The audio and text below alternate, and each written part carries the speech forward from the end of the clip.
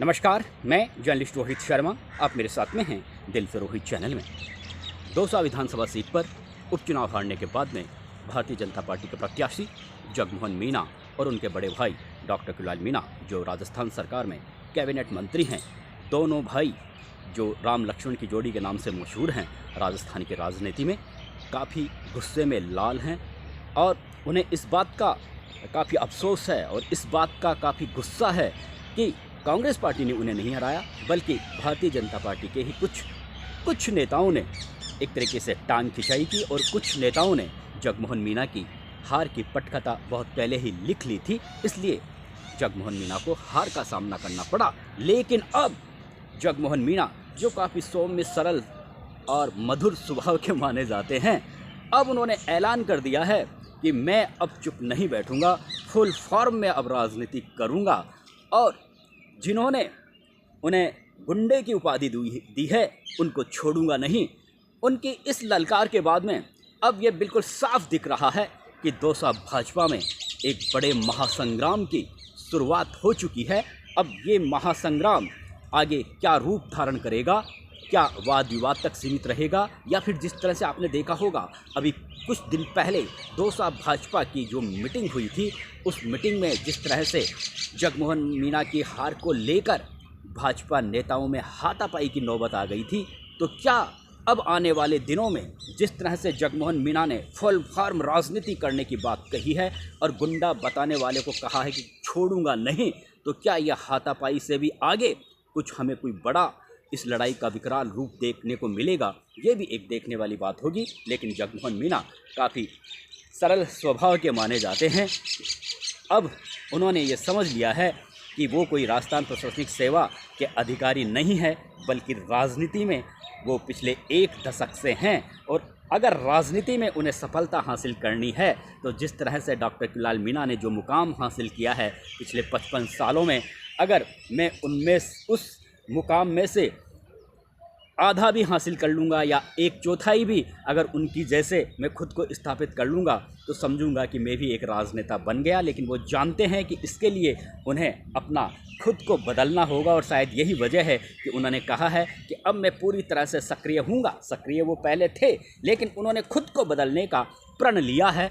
अब ये प्रण आने वाले दिनों में दौसा भाजपा में क्या गुल खिलाएगा, ये भी एक देखने वाली बात होगी। इस पर चर्चा करेंगे बाद में। लेकिन इससे पहले आज प्रधानमंत्री नरेंद्र मोदी जयपुर की धरा पर फिर आ रहे हैं। लगातार वो पिछले 2-3 साल में अगर हम देखें तो लगातार राजस्थान से उनका कुछ ज़्यादा ही लगाव है, राजस्थान से उनका ज़्यादा ही प्रेम है। और आज तो वो करीब 1 लाख करोड़ रुपए की विकास परियोजनाओं को राजस्थान की जनता को समर्पित करने वाले हैं।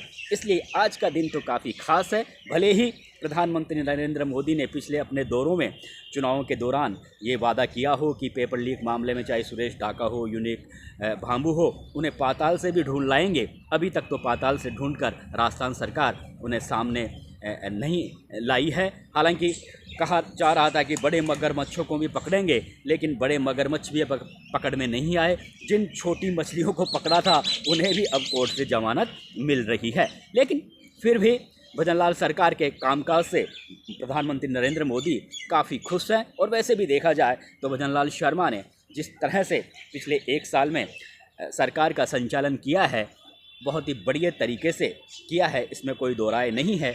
बहुत सी योजनाएं उन्होंने शुरू की है, लेकिन जिन मुद्दों को डॉक्टर कुणाल मीणा ने गहलोत सरकार में उठाया था, उन मुद्दों पर अभी तक किसी भी तरह की कोई ठोस कार्रवाई देखने को नहीं मिली। तो अब लोग ये भी कह रहे हैं कि क्या भजनलाल शर्मा, जिस तरह से अशोक गहलोत और वसुंधरा राजे के बीच राजनीतिक मित्रता होने की बातें देखने को मिली पिछले 25 सालों में, तो क्या भजनलाल शर्मा कुछ उसी नक्शे कदम पर तो नहीं चल पड़े हैं? क्योंकि पेपर लीक मामले को लेकर अभी भी राजस्थान के युवाओं में काफ़ी आक्रोश है। राजस्थान लोकसेवा आयोग को भंग करने की बातें भी पहले भारतीय जनता पार्टी के नेता कहा करते थे, लेकिन राजस्थान लोकसेवा आयोग को भंग करना अकेले राजस्थान सरकार की बस की बात नहीं है, ये सब जानते हैं। लेकिन अभी तक वहाँ भी जो आरपीएससी के चेयरमैन पर भी किसी की नियुक्ति नहीं हुई है। और बड़ी बात यह है कि पेपर लीक मामलों में जो बड़े, जिन्हें मगरमच्छ माना जाता है, उन्हें अभी तक अरेस्ट नहीं किया गया है। इसलिए युवाओं में काफ़ी आक्रोश है। खैर, ये एक काफ़ी इस विषय को भजनलाल शर्मा देख जरूर रहे होंगे, क्योंकि उन्हें पता है कि राजस्थान में जो भाजपा की सरकार रिपीट हुई है उसमें युवाओं का काफ़ी योगदान है। और अगर युवाओं को हम साथ लेने की आगे भी प्रयास करेंगे तो इसके लिए ज़रूरी यह भी है कि नौकरी के साथ साथ युवाओं को ये भी भरोसा दिलाया जाए कि अब जो भी सरकारी नौकरी निकलेगी और उसमें जो भर्तियाँ निकलेगी उसमें बिल्कुल पारदर्शिता के तरीके से ही सरकारी नौकरी दी जाएगी। लेकिन इसके लिए ज़रूरी यह है कि पेपर लीक मामले में जो बड़े मगरमच्छ हैं, अगर उन पर आप हाथ डालते हैं, अगर उन्हें आप अरेस्ट करने में सफलता हासिल करते हैं तो निश्चित रूप से भजनलाल सरकार के पंख लग जाएंगे और युवाओं का भजनलाल सरकार के प्रति भरोसा काफ़ी और मजबूत होगा। अब हम बात कर लेते हैं जगमोहन मीना की। देखिए, जगमोहन मीना ने लंबे समय तक राजस्थान प्रशासनिक सेवा के वो अधिकारी रहे हैं और जब चाहे RAS हो चाहे IAS हो, जब उनका सिलेक्शन होता है रिटर्न और इंटरव्यू के बाद में और जब उनकी ट्रेनिंग दी जाती है तो उन्हें यह भी समझाया जाता है कि आपको पब्लिक की बातों को ज़्यादा सुनना होगा और आपको बोलना कम होगा।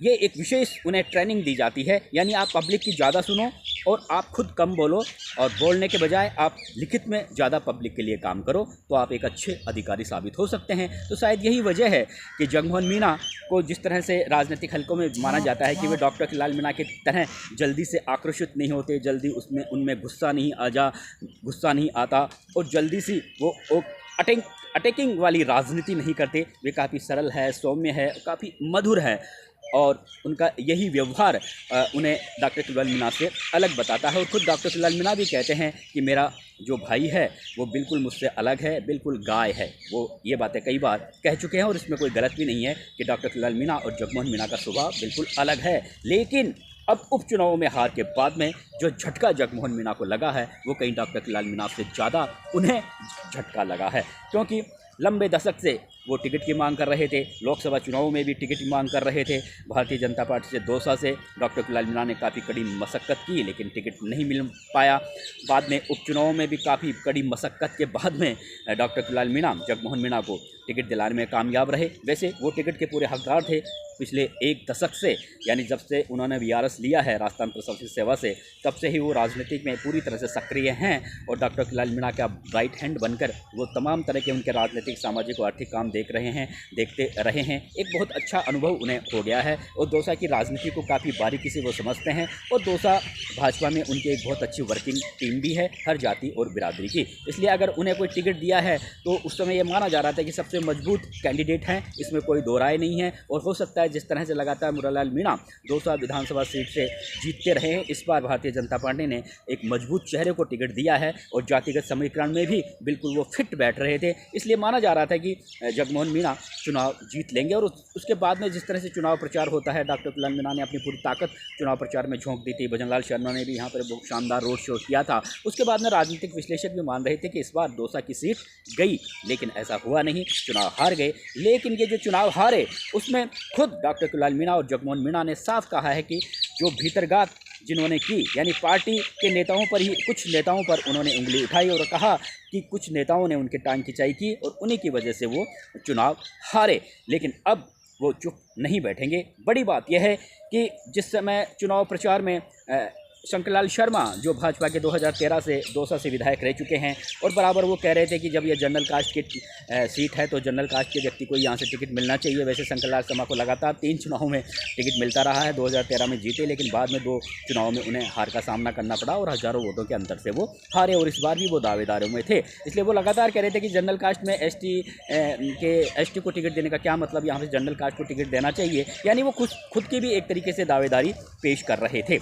लेकिन टिकट जब नहीं मिला और उसी समय कुछ इस तरह के वीडियो सोशल मीडिया पर वायरल हुए, उसमें शंकरलाल शर्मा ने कहा कि अब दौसा में गुंडों की राजनीति नहीं होगी, गुंडों को यहाँ से भगाना पड़ेगा। ये इस तरह का उनका एक वीडियो वायरल हुआ था। तो उसी का जिक्र अब जगमोहन मीणा कर रहे हैं और कह रहे हैं कि क्या हम गुंडे हैं, क्या हम गुंडे लगते हैं। तो ये जो बातें उन्होंने कही है वो सीधी सी, ये जो उनका जो गुस्सा उतर रहा है वो कहीं ना कहीं शंकरलाल शर्मा पर ही उतर रहा है। नाम उन्होंने शंकरलाल शर्मा का नहीं लिया, लेकिन जिस तरह से वो वीडियो वायरल हुआ और वीडियो वायरल पर उन्होंने जो अपनी प्रतिक्रिया व्यक्त की कि क्या हम दोनों भाई गुंडे लगते हैं, क्या हमने गुंडे की राजनीति की है, वो जो शब्द हैं जगमोहन मीणा को काफ़ी सता रहे हैं, हार से भी ज़्यादा सता रहे हैं। और वो कह रहे हैं कि मेरा भाई कई विधानसभा सीटों से यहाँ से विधायक रह चुके हैं, अलग अलग विधानसभा क्षेत्रों से सांसद रह चुके हैं और हर जाति और बिरादरी के लोगों के लिए वो लगातार रात को भी निकल पड़ते हैं अपने घर से। कोई भी पीड़ित व्यक्ति आता है, ये जरूरी नहीं है कि वो मीणा समाज का लेकर ही झंडा लेकर आगे चलते हैं। हर जाति और बिरादरी के लोगों के लिए पिछले 55 साल से वो संघर्ष कर रहे हैं।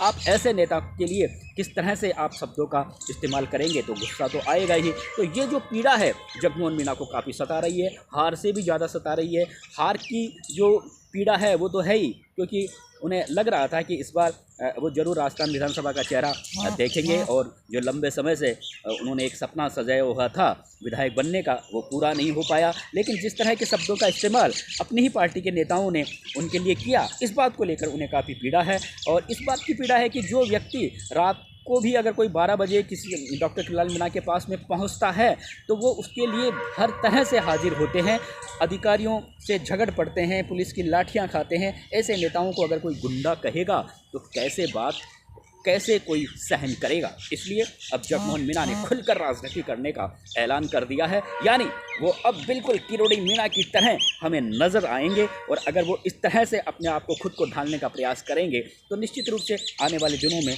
वो भी किरोड़ी की तरह अपना नाम कमा सकते हैं और किरोड़ी के बाद में एक तरीके से पूर्वी राजस्थान के लोकप्रिय नेताओं में खुद को शुमार कर सकते हैं। लेकिन इनके लिए उन्हें एक लंबा सफ़र करना होगा और किरोड़ी मीणा की तरह उन्हें राजनीति करनी होगी। शायद ये बात वो समझ चुके हैं। अब देखने वाली बात यह है कि आगे उनका जो राजनीतिक सफ़र है किस तरह का रहेगा, वो किस तरह से, जैसे उन्होंने कहा है कि मैं अब अपने आप को बदलूंगा और पूरी तरह से सक्रिय होकर फुल फॉर्म में होकर राजनीति करूँगा, तो किस तरह की राजनीति करते हैं और दौसा भाजपा का क्या चेहरा हमें सामने नज़र आता है, किस तरह के हालात दौसा भाजपा में हमें नज़र आते हैं, ये भी एक देखने वाली बात होगी। नमस्कार दोस्तों।